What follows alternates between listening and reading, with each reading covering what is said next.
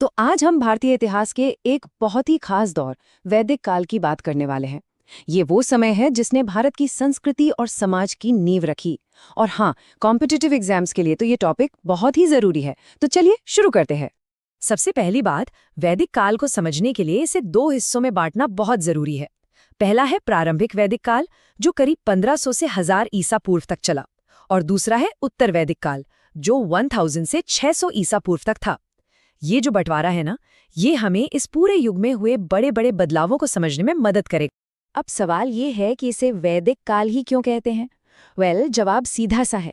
इस दौर की सारी जानकारी हमें वेदों से मिलती है, जो इसी समय रचे गए पवित्र ग्रंथ थे। ये ग्रंथ ही इस पूरी सभ्यता को समझने का हमारा सबसे बड़ा जरिया है।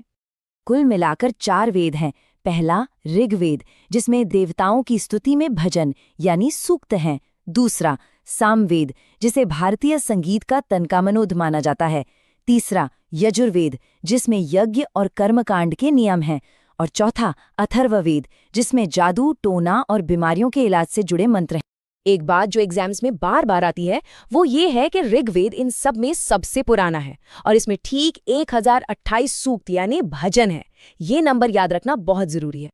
तो चलिए कहानी के पहले हिस्से में चलते हैं, यानी प्रारंभिक वैदिक काल। जरा सोचिए उस वक्त का समाज कैसा था। ये एक कबीलाई समाज था। लोग गांवों में रहते थे और उनका जीवन काफी हद तक पशुओं पर निर्भर था। उस दौर में लोगों का मुख्य काम था पशु पालना, खासकर गायें। और अमीरी का पैमाना, वो थी गायें। जी हाँ, जिसके पास जितनी ज्यादा गायें वो उतना अमीर।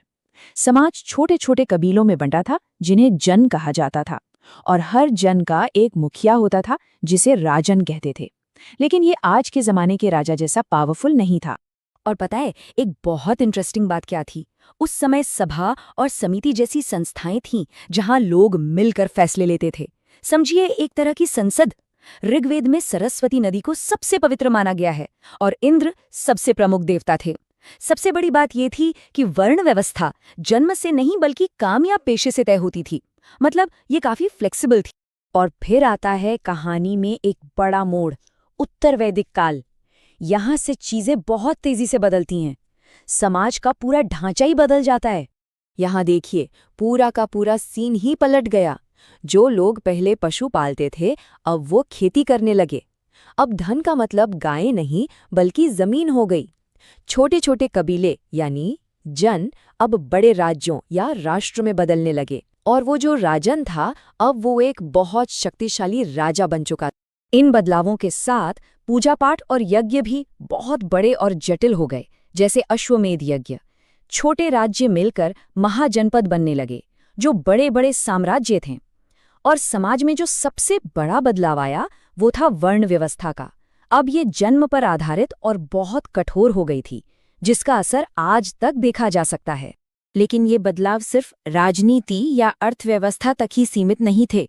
इनका सीधा असर लोगों की जिंदगी पर पड़ा।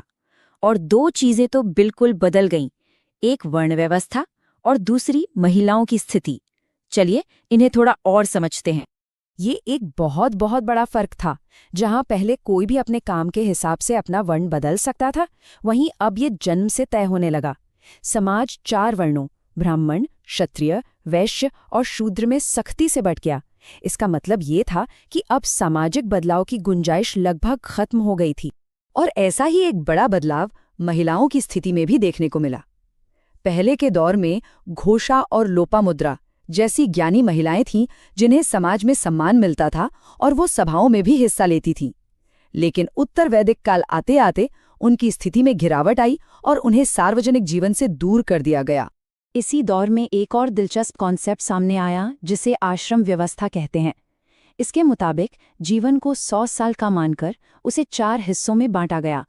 ब्रह्मचर्य यानी पढ़ाई का समय, गृहस्थ यानी पारिवारिक जीवन, वानप्रस्थ यानी समाज सेवा और आखिर में संन्यास, जब इंसान सब कुछ त्याग देता है। तो चलिए अब फटाफट कुछ सबसे जरूरी पॉइंट्स को रिवाइज कर लेते हैं। ये वो सवाल हैं जो एग्जाम्स में अक्सर दिखते हैं, तो ध्यान से सुनिएगा। पहला सवाल बहुत आसान है, सबसे प्राचीन वेद कौन सा है? बिल्कुल सही, इसका जवाब है ऋग्वेद। अगला सवाल, ऋग्वैदिक काल के सबसे इम्पोर्टेंट देवता कौन थे? वो थे इंद्र, जिन्हें पुरंदर यानी किलों को तोड़ने वाला भी कहा जाता था। और अब एक बहुत जरूरी सवाल, वर्ण व्यवस्था जन्म पर आधारित और कठोर कब बनी, प्रारंभिक काल में या उत्तर वैदिक काल में? जी हाँ, ये बड़ा और दूरगामी बदलाव उत्तर वैदिक काल में हुआ। और आखिर में एक सवाल जो सोचने पर मजबूर करता है कि कैसे लगभग 3,500 साल पहले बनी एक सामाजिक व्यवस्था की जड़ें और उसका असर आज भी हमारे समाज में मौजूद है। ये वाकई एक सोचने वाली बात है।